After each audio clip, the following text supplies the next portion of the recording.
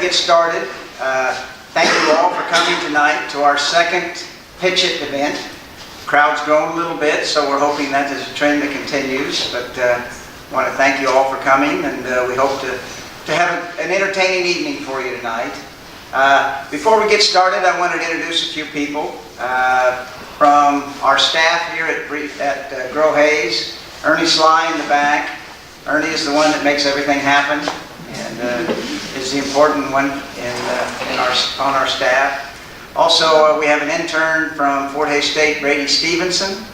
He's now a TV personality since he was on Eagle Community Forum or whatever it is. He was on there the other day, so he had an interview. If you haven't seen it, go out there and watch it. He does a good job and has been a big help to us. Also would like to introduce a couple of our board of directors on Grow Hayes. Karen Dreiling is on our board of directors, and Joseph Beckner, so I'm back there someplace. He's back there on alert to have to take his wife to the hospital in case anything happens. pITch is part of the Robert E. Schmidt Entrepreneurship Series. The Schmidt Foundation, the Robert and Pat Schmidt Foundation, were good enough to sponsor this event for us. And, I forgot Gina. She's on our board as well. She's kind of forgettable sometimes. Hey! Just tiny. Now, Gina Riedel is also on our board of directors. Gina, former chamber executive director, and currently spending a lot of time in here working out of brief space. So, but in any case, the Robert and Pat Schmidt Foundation was good enough to sponsor these events, among others, and give us the funds to promote them and give a prize to the winner and that type of thing. So we're very thankful to them. Very appropriate, I think, that this series would be named after Robert Schmidt. He was certainly an entrepreneurial spirit in this community for a long, long time, and a very successful one at that. Randy Walker is he's a trustee on the board of the foundation, and so we thank that group very much. I'd also like to introduce our three judges for tonight. We have Karen Dreiling, who I mentioned is on our board of directors. Started the furniture look in 1991. So a true entrepreneur, has done a great job of making that business kind of the, I won't say furniture store, design center in western Kansas. He does business all over western Kansas. So we're fortunate to have Karen as a judge. Randy Walker is the CEO of Bank of Hayes. And while most of the time you wouldn't think a banker is an entrepreneurial type person, maybe. If you look at the Bank of Hayes and how it came about and its roots, they did some very entrepreneurial things in starting that bank. And the way they raised capital and that kind of thing is, I hate to give Randy too much credit, but I think it was almost genius the way they did it by involving so many within the community that could be customers and supporters of their bank, and it's worked out very well for them thus far, I think. I think they're doing great. Our final judge is Henry Schwaller. Henry Schwaller is a marketing instructor at Fort Hays State. He's the mayor of Hays. Also has entrepreneurial roots dating way back in Hays, Kansas with his family, having been in the lumberyard business and a variety of businesses for many, many years. I've known Henry since he was that tall when he was growing up across the street from me. He's a graduate of Kansas University, and I don't know how many times you've been mayor, Henry. How is this? 3.5. Soon to be 4, we hope. Well, that would be great content. Without too much more, I want to kind of get started. The rules are simply this. Each person comes up and makes a 5-minute oral pitch, followed by roughly 3 minutes of Q&A from the judges.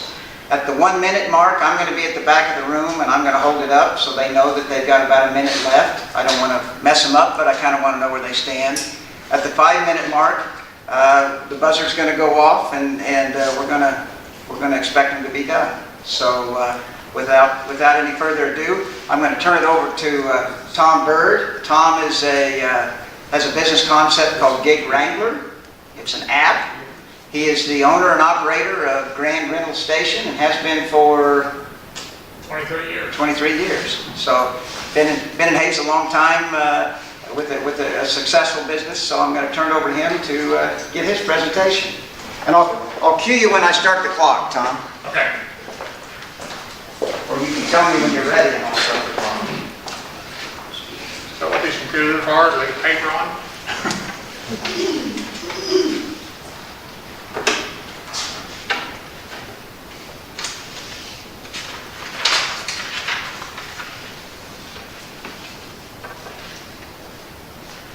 Are you ready? Yeah, I'm ready. Let's roll. Hi, my name is Tom Bird. My pITch product tonight is called Gig Wrangler. Gig Wrangler is a phone app designed to connect willing workers with businesses. It's for part-time, spot, or emergency labor. I own and run a rental business called Grand True Value Rental, and my need for temp help led me to wanting some way to procure temporary labor. That is the genesis for this idea. I also realized that other industries like contractors, wedding venues, caterers could also use this service, and it even goes a lot wider than that. Potential users of this service include college students that want to try to fit some job service around their schedule, their college schedules. Another one is what I call tweens, those that are between jobs or looking for a job. And the other one, I made a name up for this called rebloomers. I just learned this the other day. They're retired baby boomers that are still healthy, still active, and very experienced. But they're looking for maybe something to fill some of their time. How it works, employees download the app from their phone. There's an Apple and an Android app. They fill out the profile and then they submit it. They can search jobs by date or by industry, and then they can pick anything that seems to fit their schedule. The job listings show exactly what they will do. It gives the times when they will start. It lists their pay. Any special instructions such as special clothing or to wear boots or bring some gloves or something like that. And also meals. Then they send through the app, they notify the employer that, hey, I'm willing to work at this job.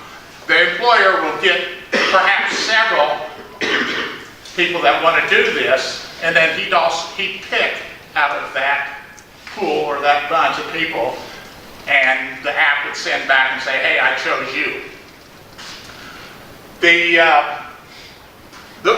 employer can also, when they filled out, they presented profiles that listed their experiences, what jobs they've had, just different things, and the employer can help do that to pick them, look at them to help pick them. There's also, within the app, a way to star rate the employees. Say the employer would have him work for him, and he said, boy, that was a good employee. He can give him a 5-star. Next time somebody else, he's applied to somebody, that guy's got 5 stars. He must be good. So now employer advantages, and I got this listed up here. They can post temp jobs anywhere from 1 hour to months at a time. And they can do it on their cell phone and instantly. They can instantly reach a pool of willing workers. They get workers that are willing to work on their schedule. Both of them, both these, the employers and the employees, got schedules to work around it, and preferably you got enough people that everything meshes together and works right. They can search employee profiles and the experience of those responding for the best match. A neat thing about the thing is you can pay workers from your cell phone. The app will notify when new jobs are posted. The employer is notified when the employee checks in at the job site, and it's verified by GPS, and they're ready to work. Instant Pay is another one that'll go through, that'll download to their phone. The Gig Wrangler app is in the early stages of functionality now. They're on the back side, there's some manual inputs that have to be done. And you will notice on this, I don't know if you can tell, there are features available in the future. That is the custom code that has to be written to go farther into the next step. Right now, we're using Haze as a test bed, and we'll get information from that and glean information from that to see if we want to continue forward. Thank you for your time. Any questions? I have two, Tom. Sure. What do you need today in terms of capital? You've mentioned expertise in coding. What else would you need? As far as capital, I really want to do the test bed here in Hays to Okay. glean any information to see what it's going to take. Right. I was just kind of thinking about that earlier. It could be $20,000 to $100,000 to go to get started to scale up. How do you make money? Okay, good question. Yeah. Okay, employers are charged a $10 per month fee. They can unlimited jobs, Okay. as many as they want. To buy the app is $1.99, and the employees basically give 49 cents per hour back to. Okay. Yes. Who are your competitors? There's quite a few different there's job services, of course, the traditional ones. There are, I can't think of the names of them, but there are other online services that link like contractors to homeowners or just somebody to do odds and ends job. This kind of stems business to part-time employee. Have you done any beta testing or any testing? No, this is our initial test right here. Okay. So how do you market it to business owners? Good question. One of the things, at 49 cents an hour, I'm kind of looking at organic growth with kind of a multi-level marketing type of thing. So out at 49 cents, if I convince Ethan over here to sign up for it, and he puts my name down as reference, he gets 20 cents of my first 100 hours out of that 49 cents. So if I go out and I convince a whole bunch of people to join this and get to working, The employer doesn't have much exposure, much cost involved in it. he would have the traditional costs of employment, Right. the taxes and stuff. But Nothing excessive, he may, with star rating, he may say, I'll pay an extra $1 an hour for 5-star people, so. What about rating for the employer? What if you have like a slumlord that hires people to clean out apartments? Pretty bad guy. The rating, yes, there's a rating for the employer. And the employee. It's limited though, so the employee just, Right. oh man, he made me Work. sweet work. It'd be more like questions, did I do the job he said I was going to do? Did he start me on time? Right. Did he let me go on time? Right. So it'll be a kind of a minimum amount that they can rate the employer at.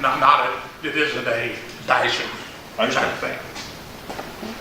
Anybody in the audience have any questions? We don't let them do that, Tom. Oh, well.